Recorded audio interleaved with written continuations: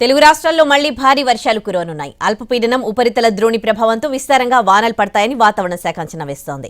కోస్తాంధ్ర, తెలంగాణ జిల్లాల్లో భారీ నుంచి అతి భారీ వర్షాలు కురిసే అవకాశం ఉందని చెబుతోంది.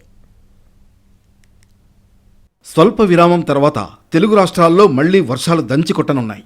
ఈ నెల 23 వరకు ఇరు రాష్ట్రాల్లో భారీ నుంచి అతి భారీ వర్షాలు కురుస్తాయని వెదర్ రిపోర్ట్ అంచనా వేసింది. ఈ నెల 22న నైరుతి బంగాళాఖాతంపై అల్పపీడనం ఏర్పడే సూచనలు ఉన్నట్లు తెలిపింది. ఇది బలపడి మే 24 నాటికి వాయుగుండంగా మారే అవకాశం ఉందని వెల్లడించింది. మరోవైపు కోస్తాంధ్ర, రాయలసీమ మీదుగా శ్రీలంక వరకు ఉపరితల ద్రోణి ఆవరించి ఉందని, సముద్ర మట్టానికి 3.1 కిలోమీటర్ల ఎత్తున ఇది కొనసాగుతోందని అంటున్నారు. కోస్తాంధ్ర, తెలంగాణ జిల్లాల్లో భారీ నుంచి అతి భారీ వర్షాలు కురిసే అవకాశం ఉందని తెలిపారు.